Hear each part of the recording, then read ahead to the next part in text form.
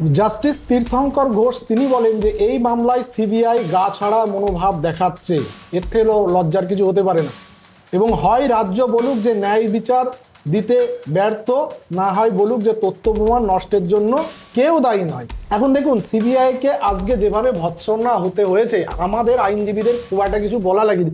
আমাদের আইনজীবীদের পক্ষ থেকে বলা হয়েছে মা বাবা যেখানে বারবার কোঅপারেট করছে, আমরা কোঅপারেট করছি, 4টে এফিডেভিট আমরা পিটিশন আকারে দেওয়া হয়েছে, কিন্তু তারপরেও সেখানে একাধিক জায়গায় লুফলস রেডি করে দেওয়া হয়েছে। তারপরেও দেখা যাচ্ছে সিবিআই সেই জায়গাগুলো আলোকপাত করেনি। সেখানে ডিপার্টমেন্টে যে সিসিটিভি যেটুকু জমা দিয়েছে, সেখানে দেখা যাচ্ছে প্রায় 62টা মুভমেন্ট, 62টা 68টা। তো সেই মুভমেন্টে আইডেন্টিফাই করেছে কে? অনুপ দত্তা, যে হচ্ছে ওই সঞ্জয় রায়ের বস, আর হচ্ছে একজন রিজিওনাল ব্যাংকের ম্যানেজার।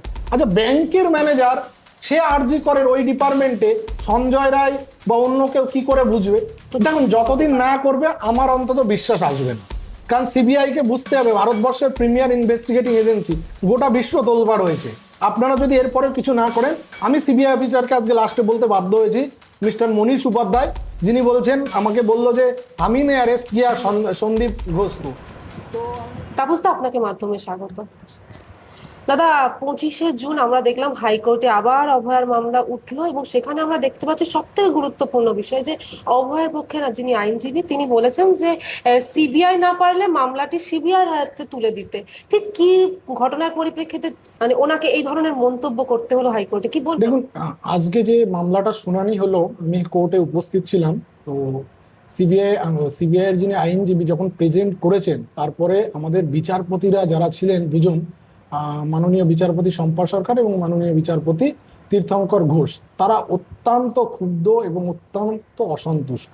এই মামলায় আজকে কি হলো, আমি আপডেটগুলো জাস্ট একবার পরপর বলছি, তাহলেই সবার কাছে ক্লিয়ার হয়ে যাবে যে কেন অভয়ের বাড়ির আইনজীবী জয়ন্ত নারায়ণ চ্যাটার্জি এই কথাটা বললেন, জয়ন্তদা কেন বললেন। এবং আমরাও তাই চাইছিলাম যে এরপরে না হলে সিআইডি বা বা এনআইএ এদেরকে দেওয়া হোক। এখন তো এফবিআই বা সিআইএ বা মোসাদের পক্ষে সম্ভব না এটা এসে তদন্ত করবে। আজকে কি তদন্তে মানে হিয়ারিং এ কি হলো, আমি একটা আপডেট শোনাচ্ছি। একটা হচ্ছে যে সিবিআই কে উদ্দেশ্য করে বিচারপতি শম্পা সরকারের বক্তব্য, যে আপনারা বলছেন যে মায়ের বক্তব্য নিয়েছেন, সেটা কোথায়? এবার প্রথমত আমরা তখন তারপরে বলি যে মায়ের বক্তব্য নেওয়া হয়েছে, কিন্তু সেটা স্টেটমেন্ট রেকর্ড হিসাবে নয়, সেটা হচ্ছে ভিডিওগ্রাফি হয়নি এবং রিটেন হয়নি, ঠিক আছে? এবং সিবিআই তখন বলে আমরা তাদের বক্তব্য লিখে রেখেছি। জাস্টিস তীর্থঙ্কর ঘোষ তিনি বলেন যে এই মামলায় সিবিআই গা ছাড়া মনোভাব দেখাচ্ছে, এর থেকেও লজ্জার কিছু হতে পারে না। এবং হয় রাজ্য বলুক যে ন্যায় বিচার দিতে ব্যর্থ, না হয় বলুক যে তথ্য প্রমাণ নষ্টের জন্য কেউ দায়ী নয়। চার্জশিট দাখিলের পরে 1 বছর 7 মাস কেটে গিয়েছে। গত অক্টোবর 2024-এ ফার্স্ট চার্জশিট দিয়েছে, সেখানে principal accused Sanjay Roy convicted হয়েছে।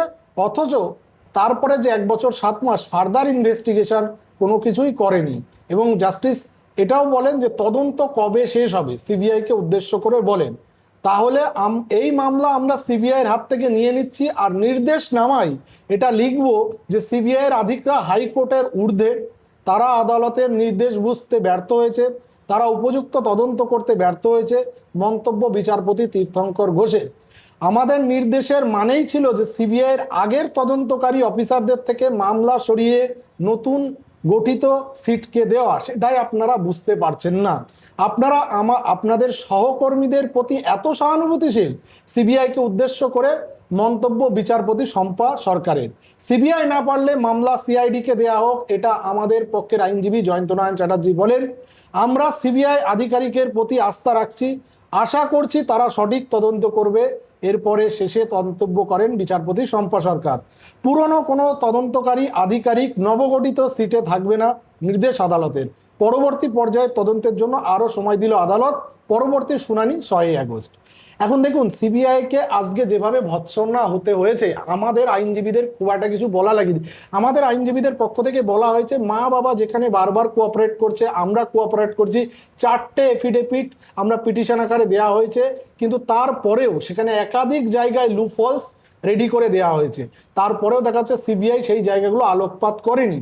কোর্ট যখন প্রায় 1 ঘন্টা ধরে শুনানি হয়েছে, বিচারপতিরা অত্যন্ত বিরক্ত, অত্যন্ত হতাশ। এবং আমরা তো রীতিমতো আজকে দেখলাম যে আমাদের কিছু করা লাগেনি, আজকে বিচারপতিরাই প্রচন্ড বিরক্ত হয়েছে। তাদের একটা বক্তব্য যে আপনারা যে তথ্য প্রমাণ লোপাট তার তদন্ত করছেন, কে ডিস্ট্রাকশন অভিডেন্স করলো, কে শিল্ডিং অফ অফেন্ডার করছে, সেগুলো আপনাকে তো বলতে হবে। শুধুমাত্র ট্যাম্পারিং অফ এভিডেন্স বলছেন, কে ট্যাম্পার করলো সেটা আপনারা বলবেন না? সেটা করতে গিয়ে 1 বছর 7 মাস সময় লাগে।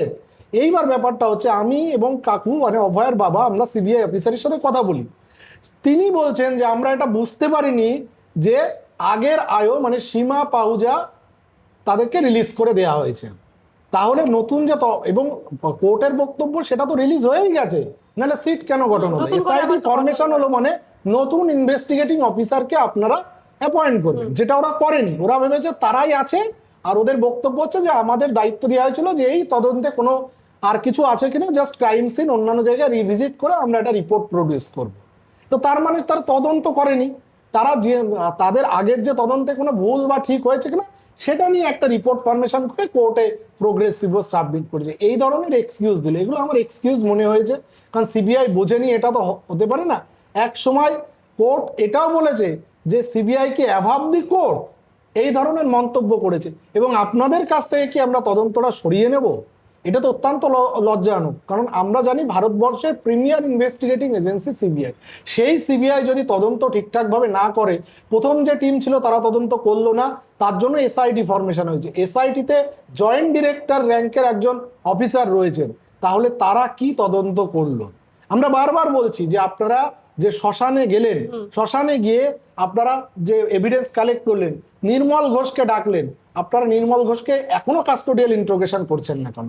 আমরা তো দেখুন আরজি কর থেকে বডিটা নিয়ে চলে গেল হচ্ছে গ্রিন করিডোর করে ওর বাড়িতে কোনো রকম না রেখে ফোর্সফুলি মা বাবা যেখানে চেয়েছিল কেসটার আবার রিপোস্টমর্টেম হোক, সেটা করতেই দিল না এরা। তারপর শ্মশানে নিয়ে গিয়ে দুটো বডিকে ক্রস করে তারা সেটাকে দাহ করে দিল। তাই এটাই তো হচ্ছে তার লকে ভায়োলেট করেছে। ওরা সেটা মনে করছে না যে ল ভায়োলেট হয়েছে। তো এর জন্য আমরা শিয়ালদা কোর্টে একটা কাস্টোডিয়াল ইন্ট্রোগেশনের জন্য পুট আপ দিয়েছিলাম। তো পুট আপ এবার দেখুন, নির্মল ঘোষ নিজে করেছে এটা তো নয়, এটা কালীঘাটের অর্ডারে করেছে, কারণ তৃণমূলের সবগুলোই পোস্ট আর বাকি সব ল্যাম্প পোস্ট। ওই কালীঘাট যা বলতো ল্যাম্প পোস্টগুলো তাই ফলো করতো। এ তো আমাদের মাননীয় মুখ্যমন্ত্রীও অ্যাসেম্বলিতে দাঁড়িয়ে একই কথা বলেছেন। তিনি দেখুন তারপরে আরো একটা বক্তব্য যে 3 জন আইপিএস অফিসারকে সাসপেন্ড করলেন। মুখ্যমন্ত্রী এসেই তো তার চেয়ারে বসে সাসপেন্ড করতে পারেন না। 3 জন অফিসারের এগেনস্টে প্রাইমা বেসি কিছু এভিডেন্স পাওয়া গেছে, যার ভিত্তিতেই কিন্তু সাসপেন্ড করেছে। সিবিআই কি করেছে? সিবিআই করেনি। ওই যে ইন্দিরা মুখার্জি, যেটা সার্কাস বা জোকার টাইপের অফিসার, যে একের পর এক মিথ্যে কথা বলে গেছে, সেগুলো সমস্ত মিডিয়াতে দেখা যায়। তারপরেও সিবিআই কোনো অ্যাকশন নেয়নি, যার জন্য আমরা আগের যে তদন্তকারী অফিসার, সেই তদন্তকারী অফিসারের এগেনস্টে আমরা বারবার অনাস্থা এনেছি। কিন্তু এই টিম তারাও যদি সেই একই কাজ করে, তারা যদি হাইকোর্টের অর্ডার না বোঝে। আগের দিন হাইকোর্টের অর্ডার ছিল যে অভয়ের সাথে তার যে যারা কলিগ ছিল তারা যে খাওয়া দাওয়া করেছে তখন থেকে শুরু করে একদম দাহ কার্য পর্যন্ত আপনারা তদন্ত করবেন। সেই তদন্ত রিপোর্ট কি উঠে এলো? সেখানে অনেকগুলো প্রশ্ন রয়েছে যে খাওয়ার পরে তারা মানে কি করেছিল, তাদের মুভমেন্ট কি ছিল। সেখানে ডিপার্টমেন্টে যে সিসিটিভি যেটুকু জমা দিয়েছে সেখান থেকে আছে প্রায় 62টা মুভমেন্ট, 62টা 68টা। তো সেই মুভমেন্টে আইডেন্টিফাই করেছে কে? অনুপ দত্তা, যে হচ্ছে ওই সঞ্জয় রায়ের বস, আর হচ্ছে একজন রিজিওনাল ব্যাংকের ম্যানেজার। আচ্ছা, ব্যাংকের ম্যানেজার সে আরজি করের ওই ডিপার্টমেন্টে সঞ্জয় রায় বা অন্য কেউ কি করে বুঝবে? এইটা কোর্টে, লোয়ার কোর্টে গ্রান্ট হয়েছে। এটা সব থেকে হাস্যকর। এবং বাকি যে মুভমেন্টগুলো সেগুলো কুড নট বি আইডেন্টিফাইড।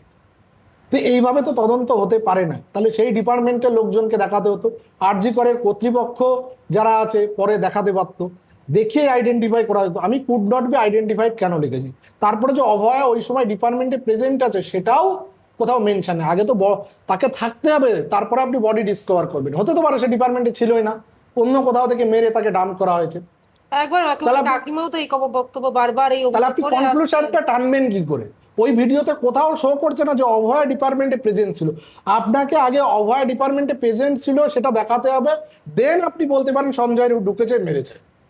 সেই রিপোর্ট সাবমিট করেন। আমি জানি না কোর্ট এটা প্রশ্ন তোলেনি, আর আমাদের লোয়ার কোর্টের আইনজীবীরা তো তখন সেই সময় যারা ছিলেন মিন্দা গ্রোভারের নেতৃত্বে তারা তো কম্প্রোমাইজ ছিল, এটা বোঝাই যায় যে তারা কোনো প্রশ্ন করেনি। আর কাকু কাকিমা উপস্থিত ছিল না, যার জন্য আরো সমস্যা হয়ে গেছে। কাকিমার কোনো স্টেটমেন্ট রেকর্ড করেনি এবং এভিডেন্স হিসাবে কোর্টের সামনে নার্সদের কোনো উইটনেস রাখেনি, ওখানে যারা সিকিউরিটি গ্রুপ বি স্টাফ ছিল কাউকে উইটনেস রাখেনি। তাহলে এটা বোঝাই যাচ্ছে প্ল্যান্ড ওয়েতে কলকাতা পুলিশ যা করেছিল সিবিআইও তাই করেছে, এর বাইরে কিচ্ছু করেনি, জাস্ট মাইক্রোস্কোপের নিচে রেখেছে।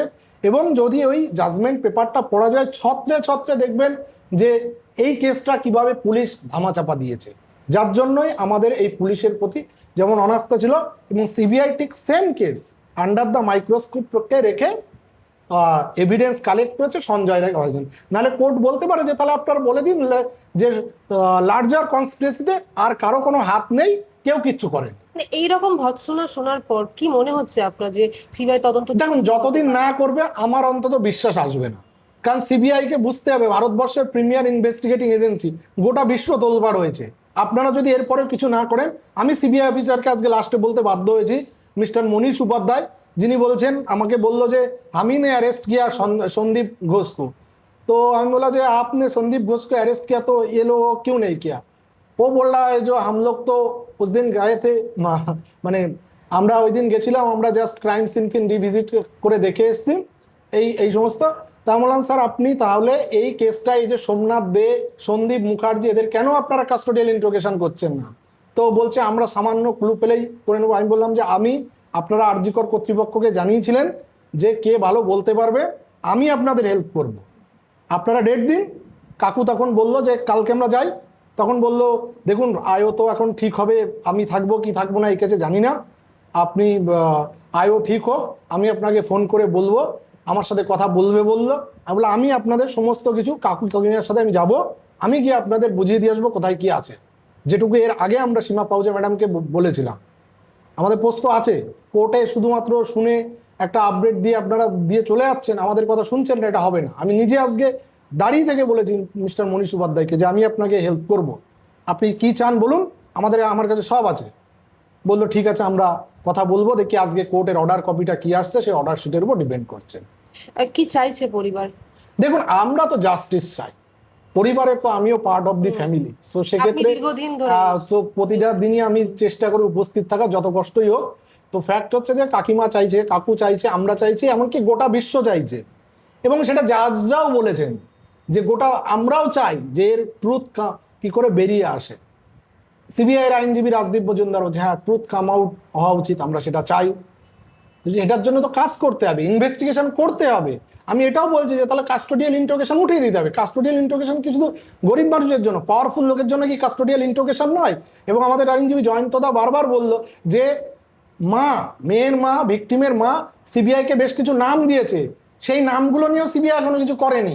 কেন করেনি? এর উত্তরগুলো আমাদের চাই, এর উত্তর আমাদের চাই, সিবিআইকে দিতে হবে। বিচার যত সময় না দেবে তত সময় আমরা এইভাবে লিখে থাকবো, ছেড়ে দেবো না। দেখুন সিবিআই না হলে আইবি, দেশের যতগুলো এজেন্সি আছে তাদেরকে দরকার পড়লে ডাকতে হবে, কিন্তু এই তদন্ত করে ছাড়তে হবে।